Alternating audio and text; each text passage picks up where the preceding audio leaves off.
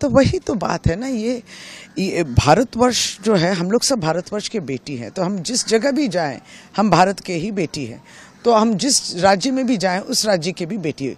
यही तो दीदी का जो है सविस्तार, जब भी वो जाती है हर धर्म के संग, हर जाति के संग, हर भाषा के संग जो घुल मिल जाती है। तो अब दिलीप घोष इतने गिरे हुए इंसान हैं और ये लोग इलेक्शन में खड़े हैं और सोचते हैं कि जीतेंगे और लोगों की हमारे भारतवर्ष की एक प्रतिनिधि बनेंगे। ये प्रतिनिधि होगा?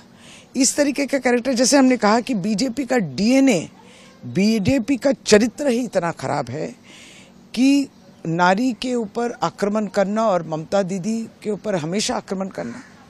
जिस तरीके से उन्होंने पहले भी बर्म्यूडा पहनना चाहिए या और भी ऐसा कुछ बेकार की बातें जो बेकार माने अपमान करने वाली बात है। तो ये लोग जो है कहीं ना कहीं उनमें, उनके भीतर ये है कि कोई भी महिला, उसकी शक्ति अगर बढ़े तो उसको कम करो, उसको दुर्बल करो, उस पर आक्रमण करो। तो अगर ये सब नेता हैं, नेताओं का ये विचार होगा तो कार्यकर्ता के क्या विचार होंगे, और अंत में ग्राउंड लेवल में इसका क्या प्रभाव होगा। माने अगर आप महिलाओं को अपमानित करें तो महिलाओं के ऊपर अत्याचार तो और बढ़ेंगे, क्योंकि भाजपा उसका साथ दे रही है। तो ये इतना ही महत्वपूर्ण है कि इस तरीके के लोग जब निर्वाचन में खड़े रहते हैं तो इनको हराना चाहिए। तो आज दिलीप घोष जो कहे हैं, इसके पहले माँ दुर्गा को, वो तो भगवान को भी नहीं छोड़ते, देवी को भी नहीं छोड़ते, देवी दुर्गा के संबंध में उन्होंने कहा।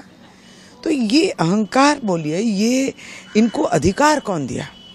इनको कौन अधिकार दिया कि आपको जो मन चाहे आप बोले?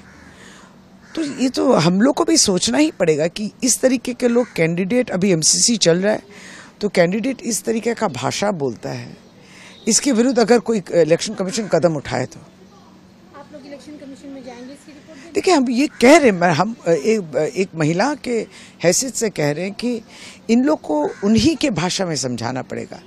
इनको सत्ता का इतना लोभ है, लालच है, इतने लालची हैं, ये किस हद तक गिर सकते हैं। पहले तो इनकी ये बात जो है सब जगह हम लोग तो पहुंचाएं, इसके पहले भी पहुंचा चुके।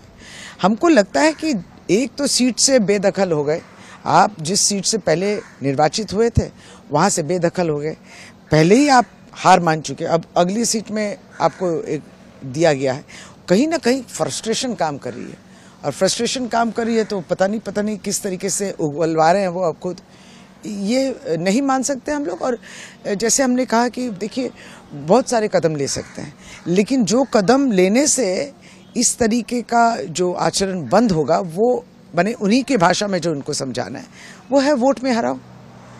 मौका ही नहीं मिले आपको इस तरीके की बात करने के।